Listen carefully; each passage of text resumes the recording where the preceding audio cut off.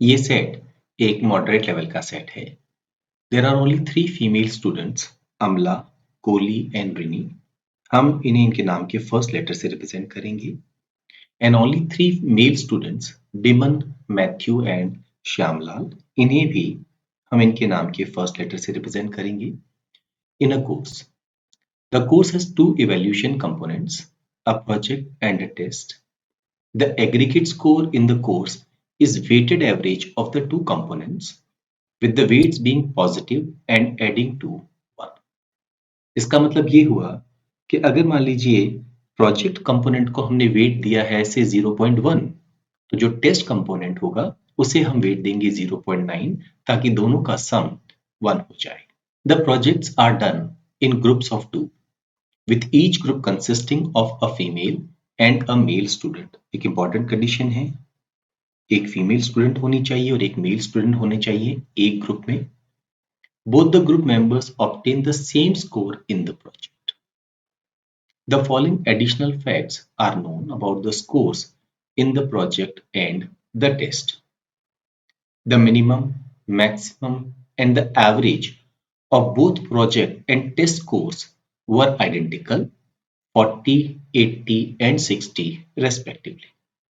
Now अगर हम इस जानकारी पे नजर डालें, प्रोजेक्ट में क्या हो रहा है, जो स्कोर है टीम मेंबर्स के वो सेम है। अगर एक को स्कोर 40 मिला है तो दूसरे को भी 40 मिलेगा, एक को अगर 80 मिला है तो दूसरे को भी 80 मिलेगा।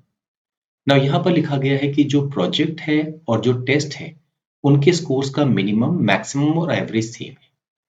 मिनिमम है 40, तो अगर किसी एक ग्रुप को 40 मिला है तो उसके दोनों ही मेंबर्स को स्कोर 40 मिला होगा। ऐसे ही अगर किसी एक ग्रुप को 80 मिला है तो उसके दोनों ही मेंबर्स को 80 स्कोर मिला होगा। एवरेज 60 होने का मतलब क्या हुआ, जो सम है वो 360 होना चाहिए। ये 120 और 120 240 हो चुका है, अब हमें 120 चाहिए। इसका मतलब है जो 120 हमारे पास अब बचा है उसे दो इक्वल अगर हम नंबर्स में डिवाइड कर दें तो 60 एंड 60 ये हमारे स्कोर्स होंगे किसमें, प्रोजेक्ट में। The test scores of the students were all multiples of 10, 4 of them were distinct and the remaining 2 were equal to the average test scores. चलिए हम बात करते हैं टेस्ट स्कोर्स की। एवरेज कितना है वो हमें गिवन था, मिनिमम 40, मैक्सिमम 80 और एवरेज 60। तो दो टेस्ट स्कोर्स तो एवरेज के इक्वल थे, दैट इज 60 एंड 60। मिनिमम 40 है तो किसी एक के 40 आए ही होंगे, मैक्सिमम 80 है तो किसी एक के 80 आए होंगे। अब हमारे पास में दो पर्संस के स्कोर्स और यहाँ पर लिखने बाकी हैं।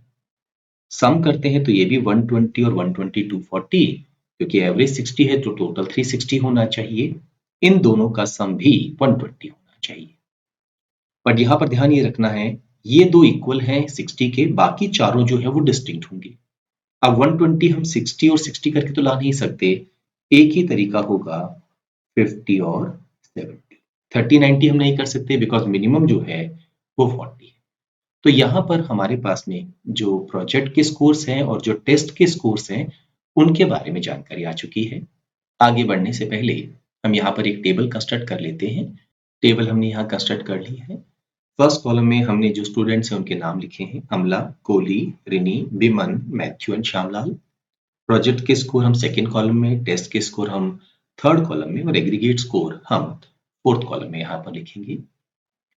Amla's score in the project was double that of Kohli in the same.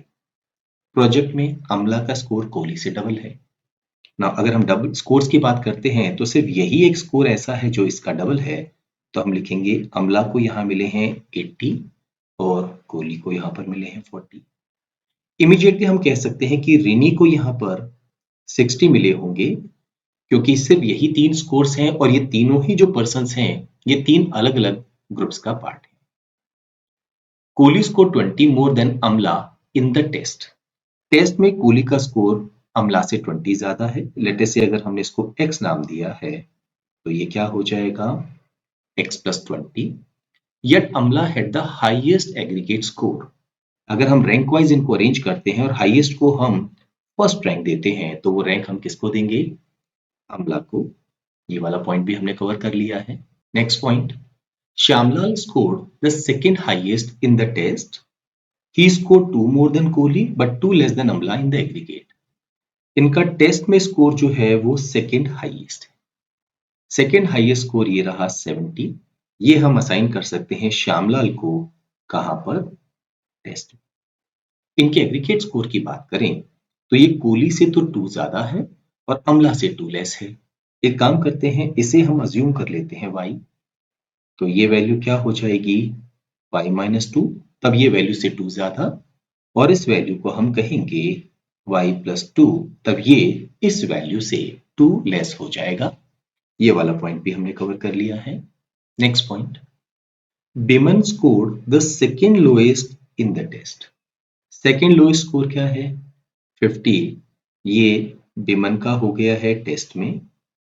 And the lowest in the aggregate. Aggregate में इनका लोएस्ट होने का मतलब है अगर हम रैंक वाइज इनको अरेंज करेंगे तो हम इन्हें कौन सी रैंक देंगे? 6th rank. इस पॉइंट को भी हमने कवर कर लिया है। Next point, Matthew scored more than Renee in the project. Renee से ज्यादा अगर प्रोजेक्ट में मैथ्यू ने स्कोर किया है, रिनी का 60 है, तो मैथ्यू का हर हालत में क्या स्कोर होना चाहिए? 80, but less than her in the test. Matthew का स्कोर टेस्ट में रिनी के स्कोर से कम होना चाहिए। नाउ क्या क्या स्कोर हो सकते हैं अगर हम देखें? 80 तो हो नहीं सकता बिकॉज ये तो हाईएस्ट है। क्या हम इस स्कोर को 60 लिख सकते हैं? अगर हमने इसे 60 लिखा तो फिर हर हालत में हमें यहां पर क्या लिखना होगा? 80. तो एक 60 और एक 80 हमने मार्क कर दिया है। बचा है 40 एंड 60, तो यहां पर x की जगह हमें लिखना होगा 40 और x प्लस 20 की जगह हमें लिखना होगा 60। पर इससे एक दिक्कत है, अमला का स्कोर जो एग्रीगेट है वो हाईएस्ट होना चाहिए। यहां पर है 80 और 40। अगर हम मैथ्यू का स्कोर देखें तो वो है 80 और 60। ये दोनों तो इनके सेम हो गए हैं, तो यहां पर क्योंकि स्कोर ज्यादा है तो डेफिनेटली मैथ्यू जो है उनका स्कोर अमला से हाई होगा। अमला का स्कोर किसी भी हालत में मैक्सिमम नहीं हो सकता। तो हमने जो अजम्पशन यहां पर लिया था कि हम इसे 80 और इसे 60 ले लें, ये अजम्पशन हमारा गलत था। अगर हम इन्हें 60 और 80 नहीं ले सकते हैं तो फिर हमारे पास में सिर्फ एक ही पॉसिबिलिटी बचेगी कि मैथ्यू का स्कोर हमें यहां पर क्या लेना होगा? 40। ना, यहां स्कोर लिखने से पहले हमें इन दोनों पर फोकस करना होगा। इन दोनों में 20 का गैप है। 20 का गैप तभी हो सकता है जब एक स्कोर 60 और एक स्कोर 80 हो। तो यहां पर हम x की जगह लिख देंगे 60 और x प्लस 20 की जगह हम लिख देंगे 80। हमारे पास में एक स्कोर और बचा है, दैट इज 60, उसे हम यहां लिख सकते हैं। अब हम फोकस करेंगे प्रोजेक्ट स्कोर्स पर। ना, हमारे पास सिर्फ दो वैल्यूज बची हैं, 40 एंड 60। क्या हम यहां पर 40 लिख सकते हैं? ये पॉसिबल नहीं होगा, क्योंकि यहां पर अगर हम देखते हैं श्यामलाल का जो एग्रीगेट स्कोर है वो कोहली के एग्रीगेट स्कोर से 2 ज्यादा है।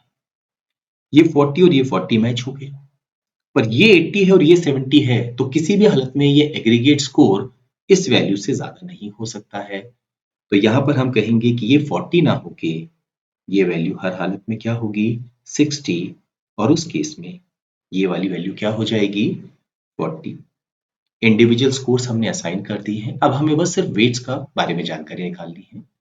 कंपेयर कर सकते हैं हम लेट अस से कोहली एंड श्यामलाल के साथ में। लेट अस से यहां पर जो प्रोजेक्ट है उसको हमने वेट दिया है A, तो जो टेस्ट होगा उसका वेट क्या हो जाएगा? 1 माइनस A, क्योंकि इन दोनों का सम हर हालत में क्या होना चाहिए था? 1। तो कोहली का स्कोर हम कैसे कैलकुलेट करेंगे? 40 multiplied by A plus 80 multiplied by 1 minus A। ऐसे ही हम श्यामलाल का स्कोर कैसे कैलकुलेट करेंगे? 60 multiplied by A plus 70 multiplied by 1 minus A। ये स्कोर इस स्कोर से 2 ज्यादा है, मतलब अगर हम इस स्कोर में से इसको सब्ट्रैक्ट कर दें तो हमारे पास ये वैल्यू 2 आनी चाहिए। कैलकुलेशन हम थोड़ा सा फटाफट कर सकते हैं। 60A माइनस 40A, ये तो हो गया 20A। यहां पर हम 1 माइनस ए अगर कॉमन ले लें तो +1 माइनस ए। 70 माइनस 80, ये वैल्यू हो जाएगी -10, सो ये multiplied by -10, this is equal to 2। 20A minus 10 plus 10A is equal to 2। 20 plus 10 ये हो जाएगा 30A, -10 राइट साइड में चला जाएगा तो 12, तो A की वैल्यू हो जाएगी 12/30, दैट इज 0.4। तो जहां हमने A लिखा है वहां हम वेट दे सकते हैं 0.4 एंड कॉरस्पॉन्डिंगली जो टेस्ट है उसका वेट हो जाएगा 0.6। एक बार हमारे पास वेट आ गए हैं तो जो इंडिविजुअल वैल्यूज हैं अब हम आसानी से निकाल सकते हैं ओवरऑल स्कोर की। इसके लिए हमें क्या करना होगा, प्रोजेक्ट स्कोर को तो मल्टीप्लाई करना होगा 0.4 से और टेस्ट स्कोर को मल्टीप्लाई करना होगा 0.6 से, और जो दो वैल्यूज आएंगी उन्हें ऐड करना होगा। 80 मल्टीप्लाइड बाई 0.4 ये हो गया 32, ऐसे ही 60 मल्टीप्लाइड बाई 0.6 36, दोनों को ऐड करने पर वैल्यू क्या आएगी 68।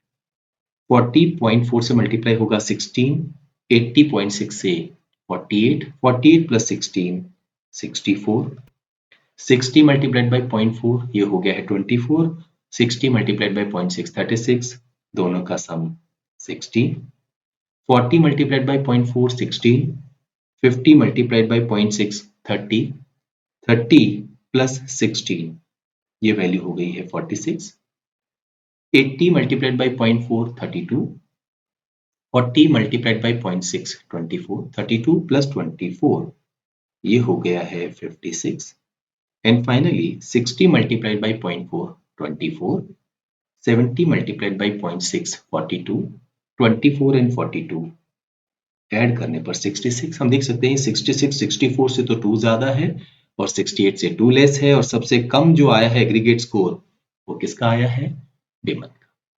एक बार टेबल कंस्ट्रक्ट हो गई है तो क्वेश्चंस को हम आसानी से आंसर कर सकते हैं। First question, what was Renee score in the project. Renee का स्कोर प्रोजेक्ट में था 60, तो हमारे इस क्वेश्चन का आंसर होगा 60। Next question, what was the weight of the test component. Test component का वेट था 0.6, फर्स्ट ऑप्शन हमारे क्वेश्चन का आंसर होगा। Next question, what was the maximum aggregate score obtained by the students. ये है 68, first option हमारे इस question का आंसर होगा। What was Matthew score in the test. Matthew का स्कोर टेस्ट में था 40, we can write down 40 here. Which of the following pairs of students were part of the same project team? Now we can see हम score से अगर बात करें तो ये 80 है प्रोजेक्ट का और ये भी 80 है, तो अमला और मैथ्यू एक टीम में होंगे तो ये बिमन के साथ तो नहीं हो सकते, मैथ्यू अमला के साथ होंगे तो ये कोहली के साथ में भी नहीं हो सकते, तो हमारे इस क्वेश्चन का आंसर होगा नीदर वन नॉर